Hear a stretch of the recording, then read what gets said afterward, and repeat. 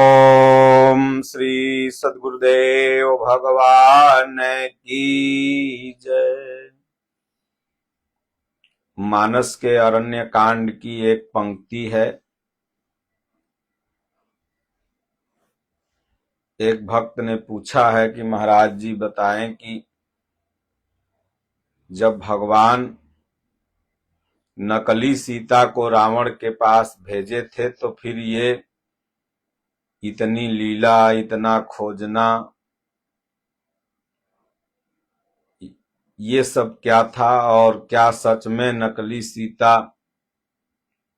जी को रावण लेके गया था? क्योंकि मानस की पंक्ति कहती है कि सुनहु प्रिया व्रत रुचिर सुशीला, मैं कछु करब ललित नर लीला, तुम पावक महु करहु निवासा, जौ लगी करहु निशाचर नासा। और महाराज जी ये बताएं कि भला सीता जी आग में कैसे निवास की?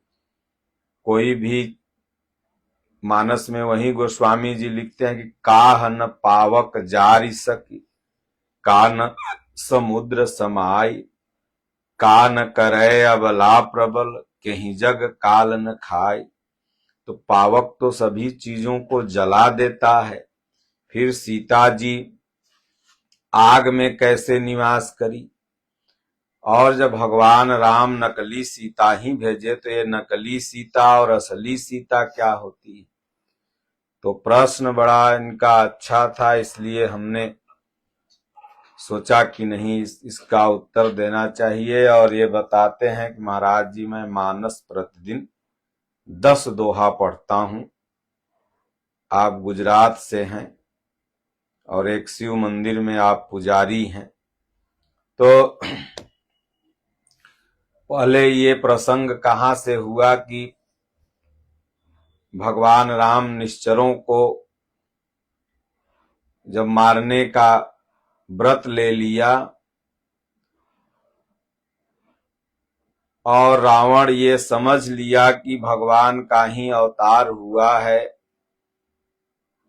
क्योंकि खर दूषण मोहि सम बलवंता, तीनहि कुमारहि बिनु भगवंता, सुर रंजन भंजन महि भारा, जौ भगवंत लीन अवतारा, तो मैं जाई बैरु हठ करऊं, प्रभु सर प्राण तजे भवतरऊं, होइहै भजनु न तामस देहा, मन क्रम बचन मंत्र दृढ़ एहा, जौ नर रूप भूप सुत कोउ, हरिहौ नारी जीतिरन दोउ, चला अकेल जान चढ़ित हवा, बस मारीच सिंधु तट जहवा, इहाँ राम जस जुगति बनाई, सुनहु उमा सो कथा सुहाई। जब रावण सीता जी के हरण करने के लिए चला, अब रावण क्या है और सीता जी क्या है, नकली सीता क्या है, असली सीता क्या है? तो गोस्वामी जी ने रावण को मोह का प्रतीक माना है और सीता जी का 3 स्वरूप मानस में है, भक्ति, शक्ति और शांति। लेकिन अब यहां नकली सीता और असली सीता की बात है। असली सीता को भगवान ने कहा अग्नि में रहो। तो जब सत्संग आप पूरा सुनेंगे तो ये आप समझ जाएंगे, इसलिए सत्संग में बने रहें। तो लक्ष्मण गए बनहि जब, लेन मूल फल कंद, जनक सुतासन बोले, बिहसी कृपा सुख वृंद। लक्ष्मण जी वन में गए थे, तो मानस के जो भी पात्र हैं वो सब आध्यात्मिक पार्ट हैं साधना के। राम अनुभव विज्ञान के प्रतीक हैं। लक्ष्मण लक्ष्य मन बराबर, लक्ष्मण हमेशा लक्ष्य पर मन रहे। लक्ष्य से मन हटता है कि साधक अशांत हो जाता है।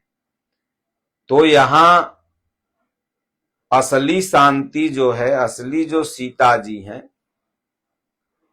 वो तो योग करने के बाद ही मिलती है। उनका निवास इसलिए योग अग्नि में है। और एक नकली शांति लोग बनाते हैं, शांति है नहीं उनके पास, लेकिन कहेंगे बड़ा हम शांत रहते हैं, हमको कोई टेंशन नहीं। तो वो नकली जो सीता हैं, वो मोह में आक्रांत व्यक्ति है, फिर भी वो नकली शांति बनाता है, वही उसका हरण कर लेता है। मोह में आक्रांत है, इसलिए नकली सीता नकली शांति बनाए हुए है।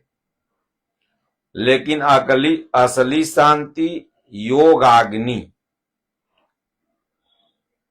पावक सर सुबाहुते ही मारा।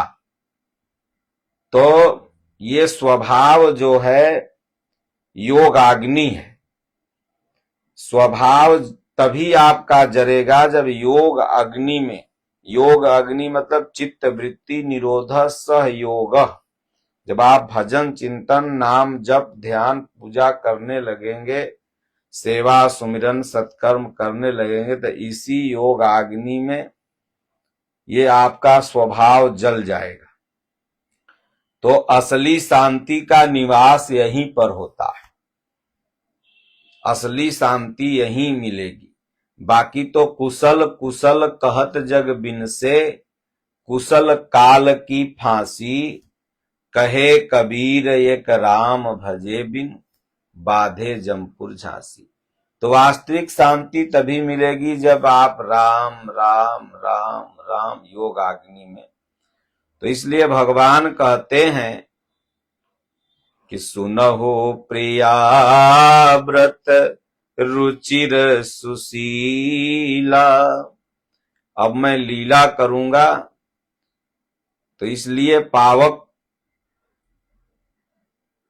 योगाग्नि में आप निवास करें, क्योंकि नर लीला करने के लिए हमें नर जैसा आचरण करना होगा। और आप योगाग्नि से शांति प्रकट होती है। इसलिए आप देखे होंगे कि जनक जी ने बहुत यज्ञ करवाया, उसके बाद फिर धरती से माता सीता प्रकट हुई, जन्म ली। तो धरती में तो दुनिया सारी जन्म लेती है, पहाड़ से लेके पेड़ तक सब इंसान धरती से ही जन्म लेते हैं। लेकिन धरती में बच्चे जन्म लें ऐसा तो मान्यता है नहीं कहीं। तो ये कबीर साहब ने कहा कि धड़ धरती का एक ही लेखा, जस बाहर तस भीतर देखा। तो योग ही जनक है। जब साधक योग करने लगता है, भजन चिंतन करने लगता है, तो ये धड़ ही धरती है और इसी में शांति का प्रवाह उत्पन्न होता है। यही माता सीता का उत्पन्न होना हुआ। तो माता सीता की जो उत्पत्ति है वो धरती से है। इसलिए भगवान कहते हैं कि आपकी उत्पत्ति जहां है आप वहीं निवास करो, क्योंकि अब निश्चरों का नाश करना है। निशाचर नासा। निशाचर माने जो अभी अज्ञान में व्यक्ति हैं, उनका अज्ञान तभी नष्ट होगा जब अपने अंदर ज्ञान का दीपक जलाएंगे। तो भगवान ने जब कहा तो जब ही राम सब कहा बखानी, प्रभु पद धरी अनल समानी। पावक और अनल ये दो शब्द यहाँ गोस्वामी तुलसीदास जी यूज कर रहे हैं। भगवान कह रहे हैं पावक में निवास करो, लेकिन यहाँ माता सीता अनल में निवास कर रही हैं। पावक माने भी अग्नि और अनल माने भी अग्नि, लेकिन कैसे निवास कर रही हैं? तो उस भगवान के श्री चरण को अपने हृदय में धारण करके। वास्तविक शांति तभी आपको मिलेगी जब भगवान का श्री चरण। और बहुत से लोग कहते हैं कि असली सीता को तो रावण छू भी नहीं सकता था, स्पर्श भी नहीं कर सकता था, वो जल जाएगा। तो जो मोह से आक्रांत व्यक्ति है, जो निशाचर है, जो अभी अज्ञान में है, उसके पास असली शांति कहां से आ सकती? वो असली शांति का स्पर्श नहीं कर सकता। वो तो बस केवल बनावटी शांति ही लेकर के चलता। आप जितने भी बड़े बड़े धनाढ्य को देखते हैं, आप सोचते हैं बड़े बड़े नेता, राजनेता ये बड़े शांत होंगे, इनके पास बड़ी शांति है, लेकिन आप नजदीक से जाओ तो ये और अशांत है।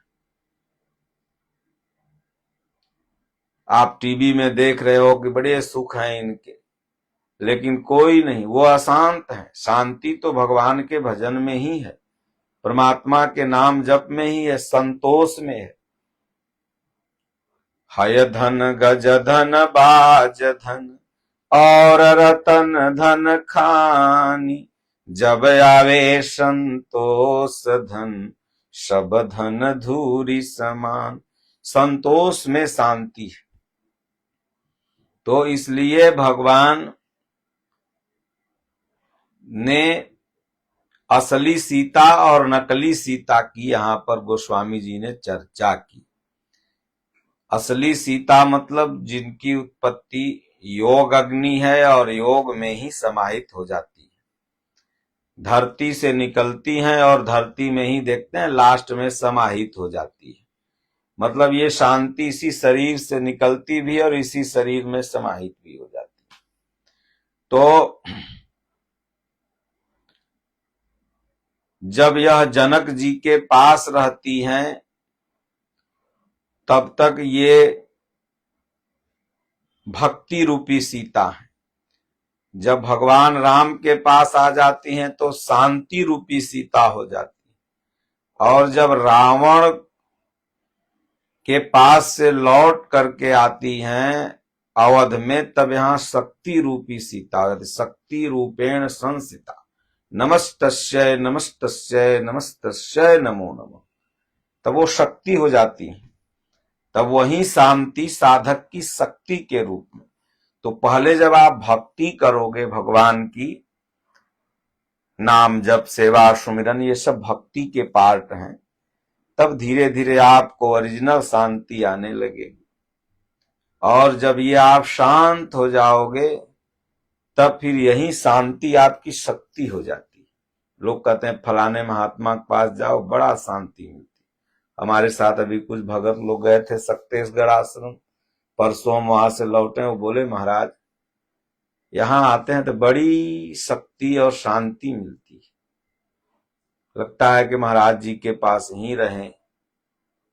तो यही है कि वो संत की वो शांति शक्ति में बदल जाती है, क्योंकि सब जितने विकार हैं, रावण, काम, क्रोध, लोभ, मोह, राग, द्वेष, सब नष्ट हो चुके, वो शक्ति में बदल गई।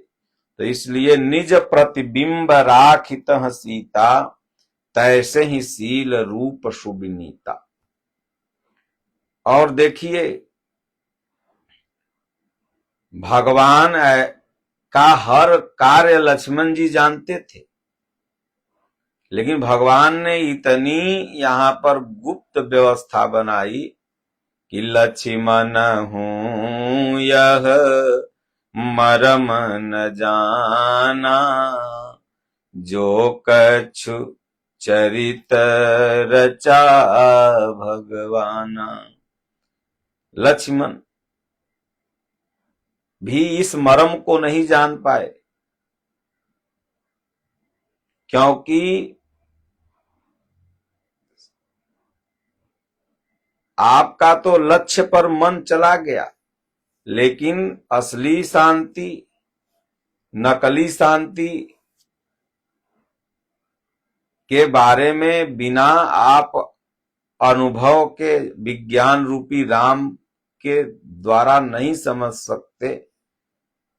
जब आप समझेंगे तो भगवान के मर्म से समझेंगे। इसलिए सिर्फ आप अपने लक्ष्य पर मन को लगाए रखिए, लेकिन जब समझेंगे तो अनुभव रूपी राम और विज्ञान के द्वारा कि भाई हमें असली शांति मिल रही है, नकली शांति मिल रही, अभी ये हृदय से निकली हुई शांति है कि अभी बनावटी शांति है। इसलिए लक्ष्मण भी इस मर्म को नहीं जान रहे। और अगर लक्ष्मण जी जान जाते कि रावण ने जिस सीता का अपहरण किया है, हरण किया है, वो सिर्फ प्रतिबिंब है, नकली सीता है, तो लक्ष्मण जी लड़ते ही नहीं। बोलते भैया ये नकली सीता के लिए इतना मेहनत क्यों करें। इसलिए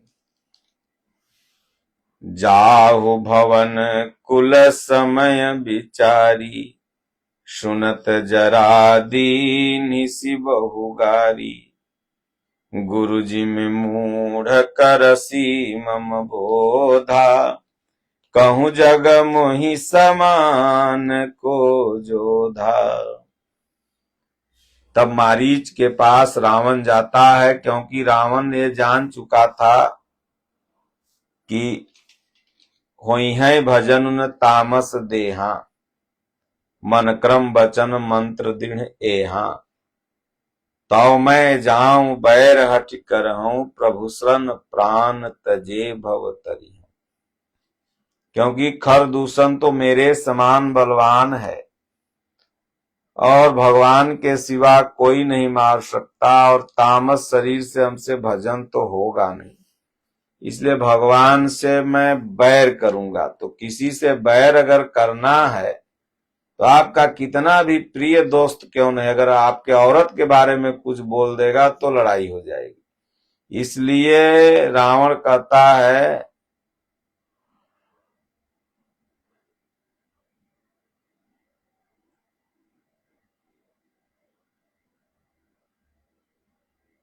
जौ नर रूप भूप सुत कोऊ, हरिहं नारी जीत रन दो। नारी से ही बैर करूंगा, नारी को जीत लूंगा, उनके चोरा ले आऊंगा। तो अब ऐसे तो उठा नहीं सकता था, क्योंकि जानता था कि भाई वो लोग बड़े बुद्धिमान हैं, तो कुछ तो उपाय करना होगा। राम जी के प्रभाव को तो जान लिया था, क्योंकि राम जी के रहते सीता जी को चुरा लें, क्योंकि खरदूषण को तो उन्होंने एक ही बाण में निपटा दिया। तब अपने मामा मारीच का सहारा लेता है। मामा मारीच को कहता है कि मामा जी आप ही सहायता कर सकते हो, और जाओ मृग बन जाओ, तब काम होगा।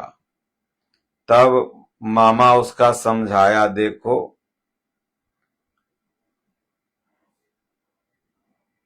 हम भी जो थे ना, उनके बल को बड़ी विधि पूर्वक जानते हैं, क्योंकि पावक सर सुबह होते ही मारा,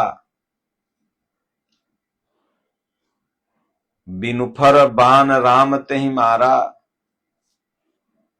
और हमें जब मारे तो मन का मैल ही मारीच है। और मैं मरा तो नहीं, लेकिन ये 7 समुंदर पार इस पार आके गिर गया। भगवान की बड़ी महिमा है, उनसे मत लड़ो। तो स्वभाव ही सुबाहु है, तो भक्ति से तो स्वभाव खत्म हो जाता है, स्वभाव बदल जाता है। जैसे अंगुलीमाल का स्वभाव बदल गया, तमाम लोगों का स्वभाव, जैसे बचपन में कोई गुटखा खाता है, बीड़ी पीता है, सिगरेट पीता, लेकिन भक्ति भजन करने लगता है। लोग कहते हैं जब से महाराज जी से जुड़े, जब से गीता पढ़े, जब से आश्रम आने जाने लगे, दुर्गुण छूट गया। तो भक्ति से तो स्वभाव निर्मल हो जाएगा, लेकिन मन का जो मैल है, ये मारीच है, ये ससुरा एक बार और आक्रमण करता है, इसलिए वो मरता नहीं। वो मन में मैल उत्पन्न हो जाती है लास्ट समय तक। तो ये लास्ट में जाकर के मृग बनता है, स्वर्ण मृग। वो भी किस लिए बनता है कि रावण ने कहा नहीं अगर तुम बनोगे तुमको मार दूंगा। तो देखा कि भैया मरना तो है दोनों तरफ, इधर अगर रावण की आज्ञा का पालन नहीं करूंगा तो मृत्युदंड, और उधर अगर भगवान के पास जा रहा हूं तो भी मृत्युदंड। दोनों तरफ है मृत्यु। लेकिन अब देखिए वो कितना चतुर था मारीच, कहता है तो दोनों तरफ मृत्यु, लेकिन प्रभु सर बाण तजे भवतरी, भगवान के हाथ से बाण जो निकलेगा उससे अगर मैं मरूंगा तो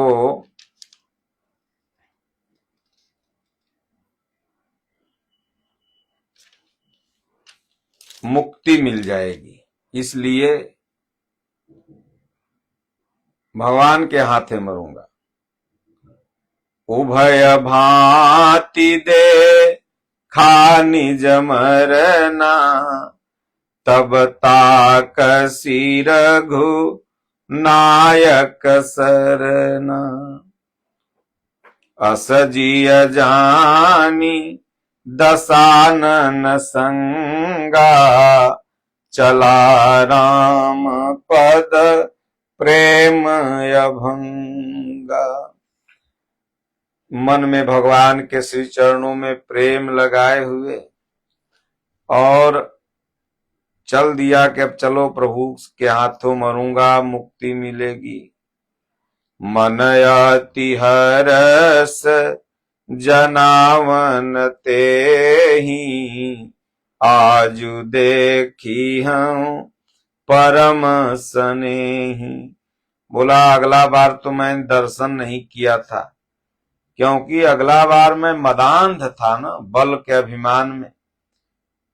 तो आप तो जैसे अगर संत के पास जाते हैं, भगवान के पास जाते हैं, तो अगर घमंड है तब आप वहां की मूर्ति में, संत के आश्रम में क्या रख, कुछ भी नहीं दिखेगा। आप देख रहे हो फिर भी नहीं दिखेगा।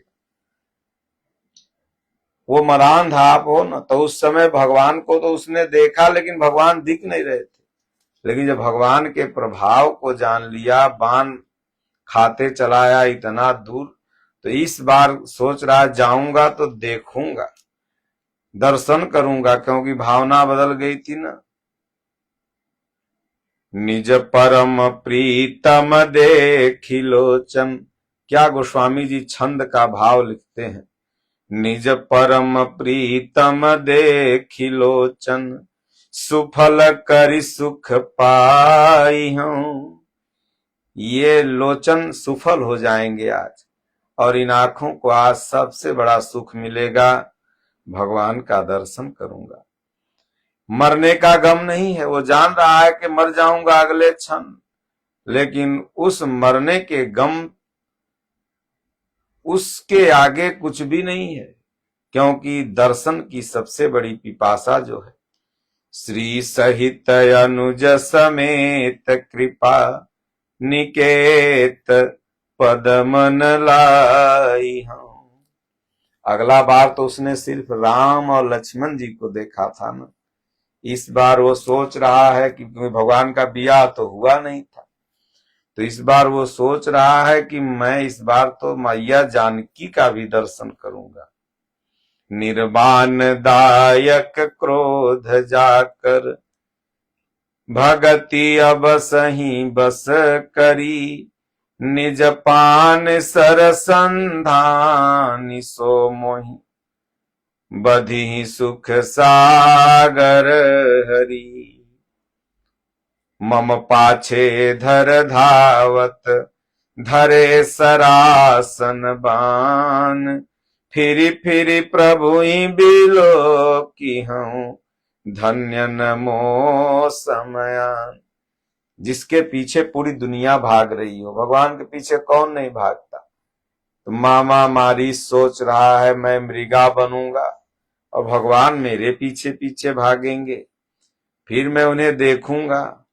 भगवान भागेंगे, क्रोध करेंगे, मैं देखूंगा, मेरा जन्म धन्य हो जाएगा।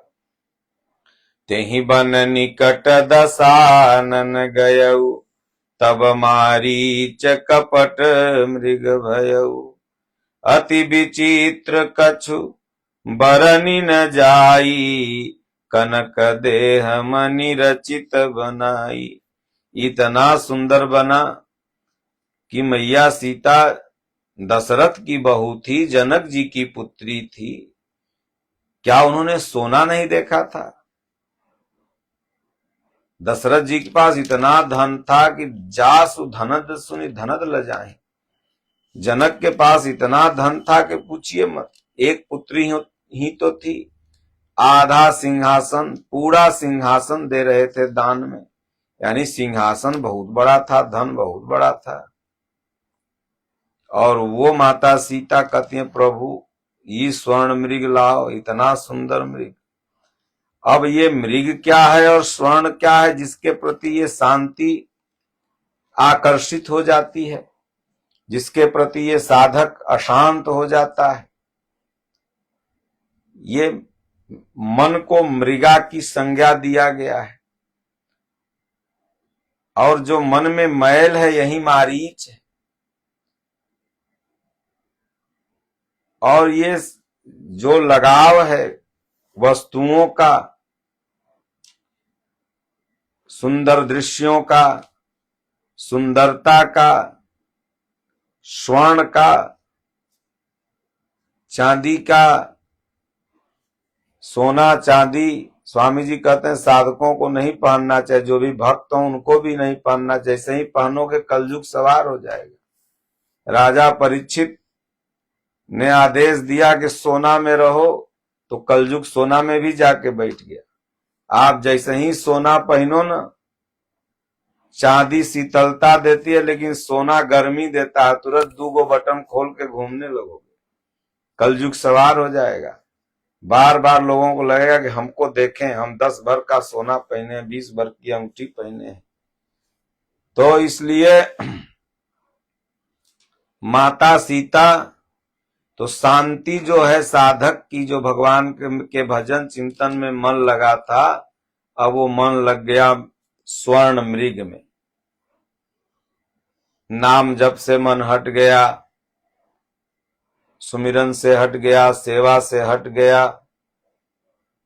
अब लग गया भगवान के, अच्छा ठीक है इसको भी पूरा कर देना होगा। स्वामी जी ने कहा है भजन करते करते जो भी साधक मन में इच्छा कर लेता भगवान पूरा कर देते हैं, क्योंकि जानते हैं कि इसके भजन में यही इच्छा ही रोड़ा बनी हुई है।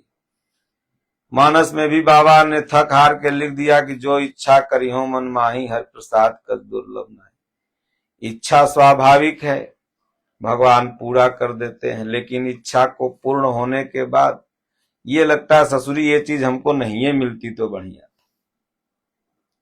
पहले तो लगेगा मिल जाए तो बड़ी अच्छी रहेगी, बड़ा हमको शांति मिल जाएगी।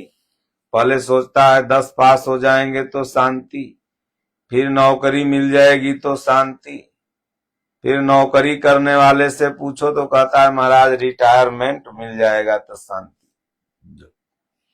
रिटायर भी होके आ गया तब शांति कहाँ? पतो के गाड़ी सुनो, बेटवा अलगे कहेगा कि ओकरा आधा पेंशन दे देता है, हमारा आधा कम देता है, रोज गाड़ी चालू। तो शांति की तलाश में भटकते तो रहता है ये स्वर्ण मृग के तरह, लेकिन मिलती नहीं है शांति। तो इसलिए शांति तो चली गई। शांति तो भगवान के भजन में है, वहां ही मिलेगी, नाम जप में मिलेगी, संतोष में मिलेगी।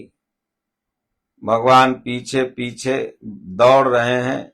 प्रगटत दूरत करत छल भूरी, एहि विधि प्रभु ही गयऊं लय दूरी। लक्ष्मण जी से भगवान ने कहा लक्ष्मण मैं तो जा रहा हूं, लेकिन मुझे तो लग रहा है ये जो मृग है ये बड़ा सुंदर है, और सोने का मृग तो होता नहीं। अनुभव से साधक पहचानता है, लेकिन क्या करे, आसक्ति लगाव हो जाती है ना। तो ऐसा करना कि तुम सीता जी की रक्षा करना, कुटिया से बाहर मत जाने देना।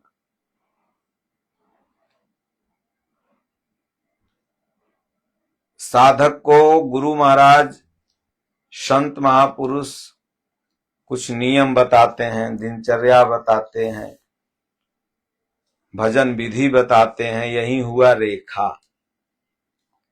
जैसे स्वामी जी कहते हैं कि माई दाई से पैर मत छुआओ, भजन करो, नाम जपो, इतना बजे उठ जाओ। तो ये रेखा है भक्त। अब इस रेखा के बाहर अगर साधक जाएगा तब तो रावण कामयाब हो जाएगा। तो भगवान राम ने लक्ष्मण जी को कहा और लक्ष्मण जी कहें ठीक प्रभु, आज तक मैं आपके आज्ञा का उल्लंघन किया हूं। लेकिन सीता जी इतनी बेचैन थी, जब किसी वस्तु में आसक्ति हो जाती है तो आदमी बेचैन हो जाता है। फिर उसको क्या शुभ है, क्या अशुभ है, क्या हमारे लिए सही है, क्या हमारे लिए गलत है, ये सोचने की क्षमता ही खत्म हो जाती है। ये आम स्वभाव बस होता है, लगता है कैसे वस्तु मिल जाए हमें। अब किसी को गाड़ी की अगर आसक्ति हो और शोरूम वाला गाड़ी 1-2 दिन लेट कर दे डिलीवरी करने में, तो उससे लड़ाई हो जाती है, क्यों नहीं, हमको आज चाहिए, आज चाहिए। तो अब माता सीता बेचैन थी, उग्र थी, और इतने में तब तक इधर भगवान ने बाण मारा। मारीच हाय सीते बचाओ लक्ष्मण, हाय सीते। भगवान के आवाजे में ही मामा मारीच लगा बोलने, रावण का मामा। अब सीता जी का प्रभु संकट में है, बचाओ जाके लक्ष्मण, भगवान संकट में है। लक्ष्मण जी कह रहे मैया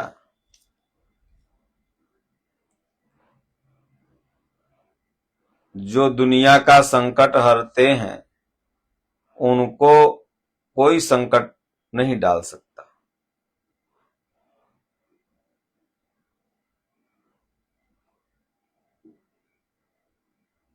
विपुल सुमन सुर बरसहि, गावहि प्रभु गुण गाथ। निज पद दीन असुर कहूं, दीन बंधु रघुनाथ। भगवान ने तो उस कपटी मृग को, मामा मारीच को पद दे दिया। जाहु बेगी संकट अति भ्राता, लक्ष्मण बिहसी कहा सुनु माता। भ्रिकुटी विलास सृष्टि लय होई, असपन हूँ संकट परई की कोई। भगवान संकट मोचन है, सभी के संकटों को प्रभु दूर करते हैं।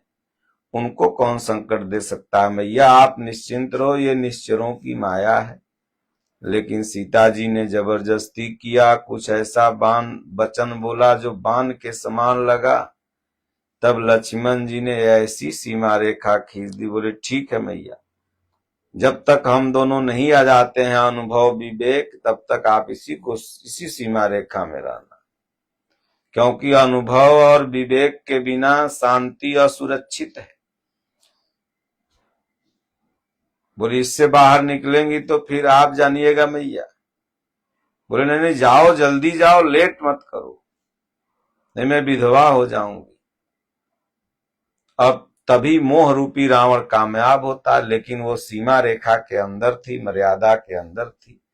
जब तक नारियां, पुत्र, एक पति, एक पिता, एक मां, हमारे सनातन धर्म की सबसे बड़ी खूबसूरती है कि सबकी एक सीमा रेखा है। साधक की सीमा रेखा, गुरु की सीमा रेखा, आपके घर में भी अब आपकी सीमा रेखा है। आप अगर बाहर के लोग हैं तो आप कहां तक जाएंगे? दरवाजे तक। आप बहुत नजदीकी हैं तो घर के अंदर तक, और बहुत अगर नजदीकी हैं तो बेडरूम तक। सब बेडरूम तक नहीं जाते हैं।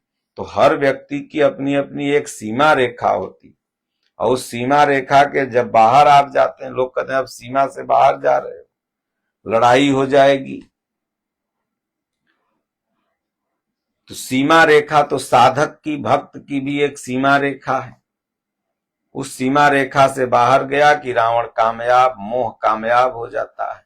यही हुआ सीता का हरण, यही शांति बहक गई, मोह कामयाब हो गया। रावण तो उस रेखा के अंदर जा नहीं सकता था, ऐसे हाथ छुए तो जर जाए, क्योंकि वो योग अग्नि की रेखा थी।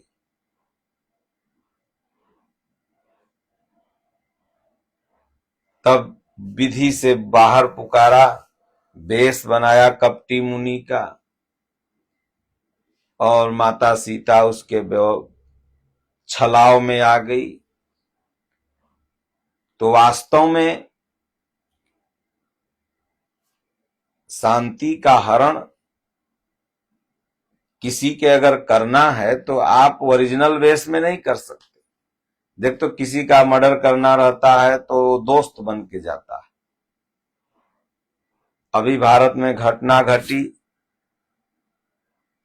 आतताइयों, आतंकवादियों ने बहुत नीच हरकत की, लेकिन वो भी आए थे अच्छा वेश धारण करके, सेना का। भारतीय सेना जो हम सबों की रक्षा करती है, ये कितनी बड़ी अच्छी वेश है। सैनिक अगर न हो तो हम सब लोग शांति से देश में नहीं रह सकते। हर देश की सेना अपने देश की रक्षा करती है, लेकिन वो आतताई किस वेश में आए? सेना के वेश में आए। न जाने कितने घरों की शांति का उसने हरण कर लिया। कितनी बच्चियों की शादी हुई थी, कुछ दिन पहले गई थी घूमने, वहां पर बेचारी के पति, किसी का पुत्र, किसी का मां, किसी की पत्नी खत्म हो गई। ये शांति का ही तो हरण है। ये रावण आए थे तो रावण, लेकिन वेश था कपटी मुनि का, कपटी सैनिक का। तो किसी को अगर हरना है, उसको अशांत करना है, तो बेस तो आपको ओरिजिनल बनाना होगा। क्योंकि नकली नोट भी होती है और असली नोट भी होती है। तो नकली नोट तो सब पहचान जाएंगे, इसलिए असली बन के जब जाओगे ना, तब तो आप बरगला पाओगे। तो यही रावण ने किया, एक मुनि का वेश धारण किया। सीता जी ने पहचाना नहीं और चली गई, हरण कर लिया। तो इसलिए नकली सीता और असली सीता का मतलब यह है पुजारी जी कि एक तो बनावटी शांति, बनावटी भक्ति, बनावटी शक्ति होती है। तो जो मोह से आक्रांत व्यक्ति हैं वो कर पाते हैं, उन बनाते हैं, लेकिन ओरिजिनलिटी नहीं रहती। और असली शांति जो पावक योग अग्नि से ही मिलती है, और ये असली शांति तब मिलेगी जब रावण को भगवान मार देते हैं, और तब वहां से माता सीता सर्वथा शुद्ध फिर वही योगाग्नि से प्रकट होती हैं। तो इसलिए मानस है असमानस, मानस चकचाही। अथाह है मानस का अर्थ। तमाम वक्ता, तमाम प्रवक्ता अपने अपने बुद्धि विवेक से बताए हैं, लेकिन हमारे पूज्य गुरुदेव भगवान गोस्वामी तुलसीदास जी के जो स्तर का महापुरुष होगा, वह अक्षरशः गोस्वामी जी का भाव बता देगा, और बताएगा ही नहीं, आपको चला देगा। इसलिए यथार्थ गीता 3 बार आप पढ़ो, साधना की कुंजी है, पूरा मानस समझ में आ जाएगा। और उसके बाद तब फिर रोज 5 दोहा मानस समझो, क्योंकि उसकी विद्या इसमें आप टैली करने लगोगे। और मानस को समझना है तो गोस्वामी जी की विनय पत्रिका, उसमें टोटल ब्रह्म विद्या, कौन रावण है, कौन कुंभकर्ण है, सब गोस्वामी जी ने बताया है। इसलिए खूब नाम जप सेवा सत्संग सुमिरन करते रहना चाहिए, तो असली शांति आपको मिल जाएगी एक दिन। बोलिए श्री सद्गुरुदेव भगवान की जय, राजा रामचंद्र भगवान की जय, बाके बिहारी लाल की जय, स्वामी दीनानाथ परमहंस महाराज की जय। ओम नमः पार्वती पते हर हर महादेव।